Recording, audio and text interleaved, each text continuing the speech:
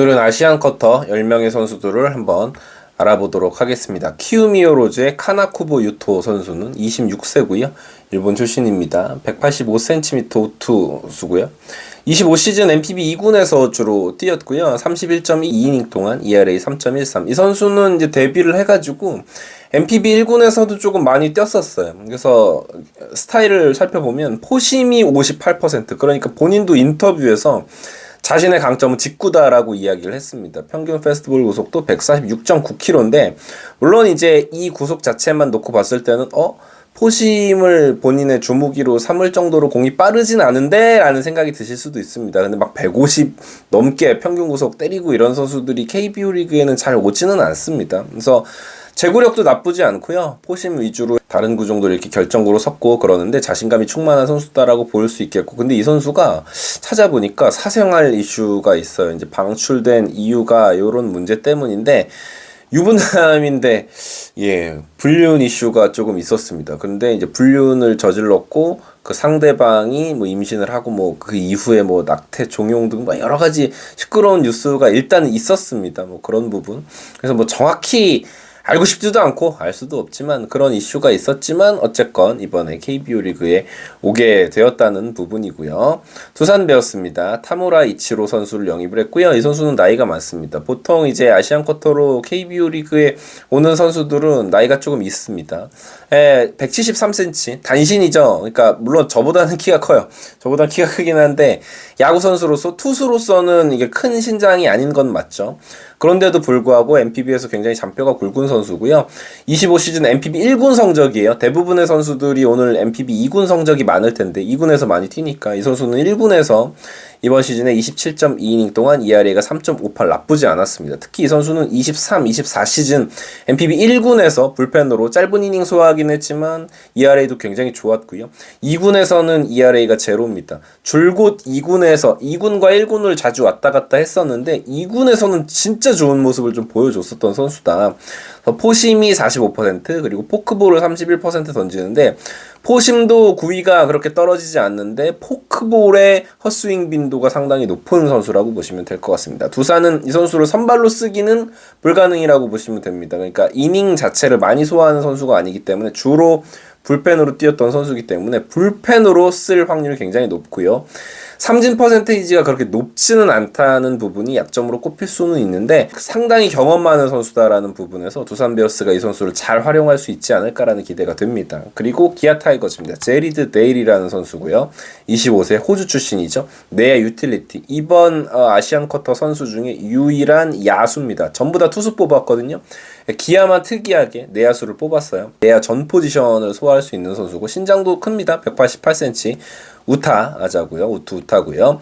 NPB 2군에서 25시즌 129타석 들어왔고 2할 9푼 7리, 출루율 3할 5푼 7리, 장타율 0.398, 홈런 2개. 선수 이제 기록을 살펴보면서 이렇게 얘기를 하다 보면 내야 전 포지션 소화 가능합니다. 뭐 2루수, 유격수, 3루수 다 가능하고 기아는 지금 뭐 김도영 선수가 아무래도 부상 이슈가 계속 있었으니까 풀타임 유격수로 확정하기엔 또 리스크가 있고요. 또 김선빈 선수가 2루수인데 나이가 좀 많잖아요. 뭐 그런 부분, 여러 가지 부분에서 이렇게 내야 전 포지션을 가능한 이 선수를 영입했다라고 보시면 될 것 같고요.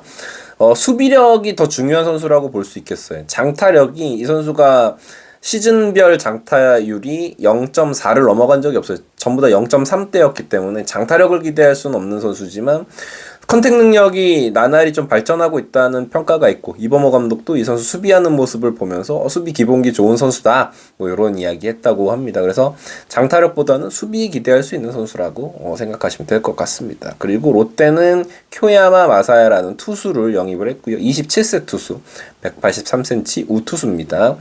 NPB 2군에서 이번 시즌에 25경기 등판을 했고요. 6.46의 ERA를 기록을 했습니다. 이 선수는 키움의 유토 선수 이야기를 하면서 포심에 대한 자신감이 충만한 선수라고 말씀을 드렸는데 이 선수는 더합니다. 60% 이상의 포심을 구사하는 선수고 평균 패스트볼 구속도 느리지 않습니다. 역시나 147.5km예요. 근데 이 선수도 리스크가 있어요. 최근에 입스 이게 2023 시즌이더라고요. 입스 이슈가 있어가지고 좀 이닝을 던지지 못했고 1군에서는 24 시즌 이후에는 1군에서는 뛰지 못 23 시즌, 25 시즌은 1군에서 뛰지를 못했었어요.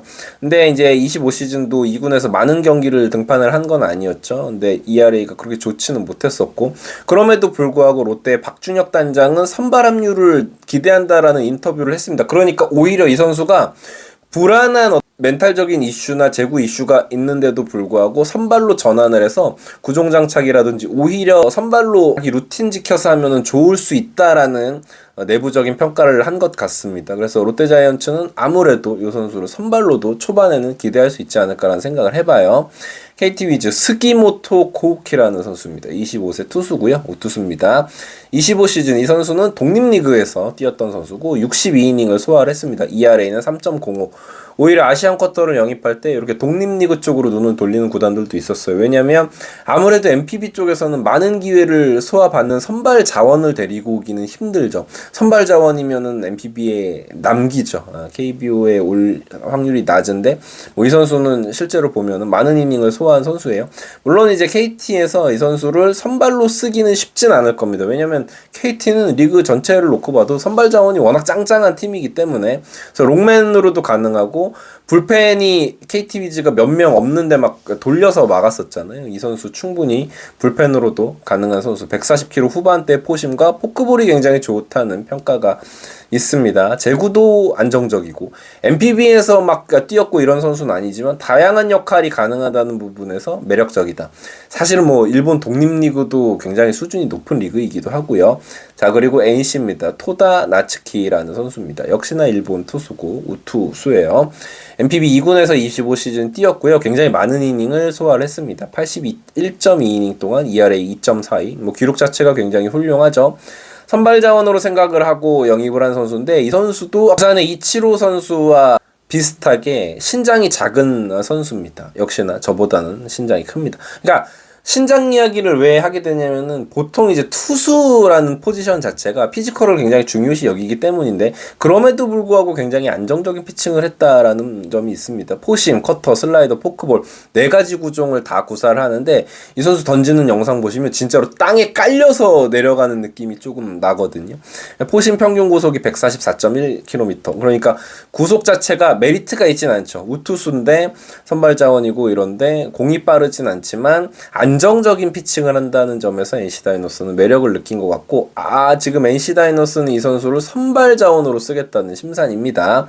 삼성입니다. 미야지유라 26세 일본 투수고요. 186cm 독립리그에서 25이닝을 던진 투수예요. 삼성은 이 선수를 불펜 자원으로 기대한다고 밝혔고요. 50% 이상의 포심과 20%의 포크볼 이 두 구종을 주로 던집니다. 포심으로 아주 빠른 강속구를 기반으로 카운트를 잡고 요 포크볼을 주무기로 삼진을 잡는 선수인데 이 선수가 다른 건 다 좋은데 좌타자 상대의 약점이 조금 있고 제구가 좀 불안한 투수다라는 리스크가 있습니다. 9위 자체는 오늘 소개해드리는 10명의 투수 중에 9명의 투수죠. 9명의 투수 중에 거의 가장 좋은 중에 하나인데 역시나 제구 쪽에서 조금 불안정한 모습 그리고 좌타 상대로는 요 포크볼이 잘 먹혀 들어가지 않는다는 점 좌타 상대로 제구가 조금 더 흔들린다는 부분이 있는 것 같습니다. SSG입니다. 다케타 쇼타 32세예요. 가장 나이가 많은 선수고요. 187cm. 이 선수는 NPB에서 잔뼈가 굵은 선수고 NPB 통산 66승을 거둔 투수니까 사실은 KBO 리그의 올 급의 투수는 아니다라고 봐도 무방하죠. 하지만 24시즌 이제 토미존 수술을 받았고 25시즌 여름에 복귀를 했다고 합니다. 복귀를 한 이후에 포심 평균 구속 좀 많이 떨어졌어요. 원래도 이 선수가 포심이 아주 빠른 투수는 아니었지만 포심 구속이 많이 좀 떨어졌고 이후에는 변화구를 많이 던지게 됐다고 합니다. 뭐 체인지업, 커브, 싱커 이런 다양한 공들을 던지면서 이렇게 던지고 있고 25시즌 복귀 이후에 피안타율이 3할로 조금 높기는 한데 사실 이 정도 급의 커리어를 갖춘 선수를 아시안 쿼터로 영입하는 건 불가능에 가깝거든요. 속된 표현으로 짬바를 믿어보는 것 같고 같고 SSC는 이 선수를 선발 자원으로도 생각을 하고 있다고 합니다. 한화이글스 왕앤청 선수죠. 24세 굉장히 어린 투수를 데리고 왔어요. 좌투수 180cm고요. NPB 2군에서 116.2이닝 이번에 아시안 쿼터로 데리고 오는 선수 중에 거의 가장 많은 이닝을 소화한 풀타임 선발 로테이션을 소화한 선수고 ERA도 3.26 굉장히 준수한 선수입니다. 라쿠텐에서 이 선수를 놓치기 싫어했다고 하는데 한화이글스가 왕앤청 선수를 10만 달러에 영입했거든요. 가장 싼 금액이라고 볼 수 있지만 이적료를 지불했다고 합니다. 그 정도로 라쿠텐 코디 폰세가 있었던 라쿠텐에서는 이 선수 내주는 거 되게 꺼려했다고 합니다. 좌완 투수이기도 하고 좌완이기도 하고 빠른 공을 던지는 투수고 선발로 뛸 수 있다는 자체만으로도 굉장히 촉망받는 유망주다라고 볼 수 있겠고 포심 패스트볼 42.7%인데 좌완인데도 불구하고 146.2km에 선발로 뛰면서 기록한 포심 평균 구속인 걸 감안하면 라쿠텐 입장에서는 아까울 수 있는 유망주는 맞을 것 같아요. 그래서 다양한 구종을 소화를 하기도 합니다.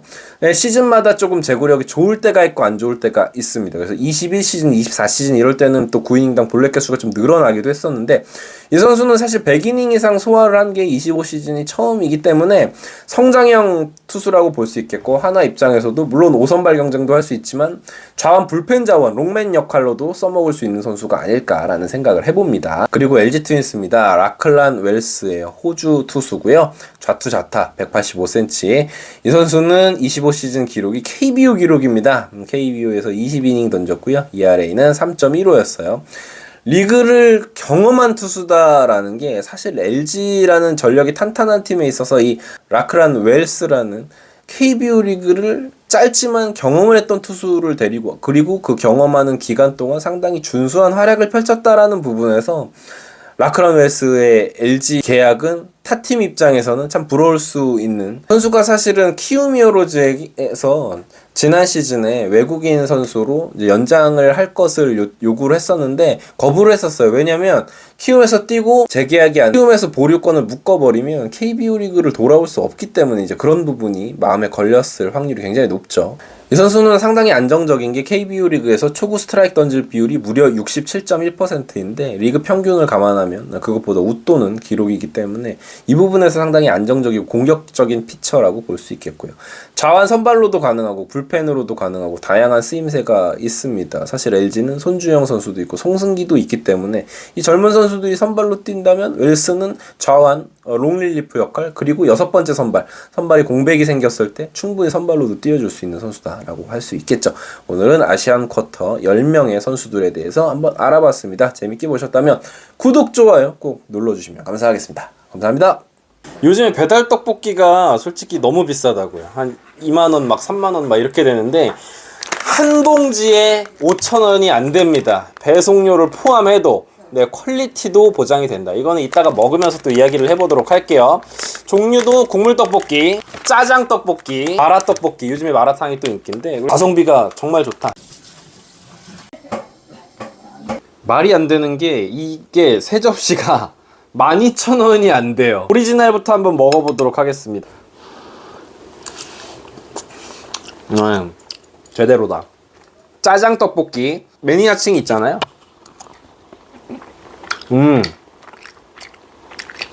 맛있다. 그리고 요즘 대세 마라맛. 저는 마라탕을 되게 좋아해가지고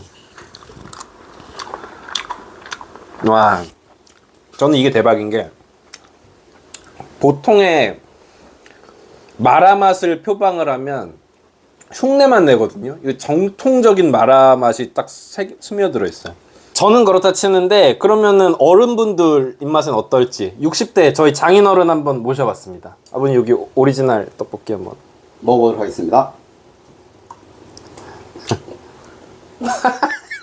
일반이니까 그냥 요거는 짜장? 마라 냄새가 확 납니다. 여러분 걱정하지 말랍니다. 너무 맛있어요. 너도 한번 먹어볼래?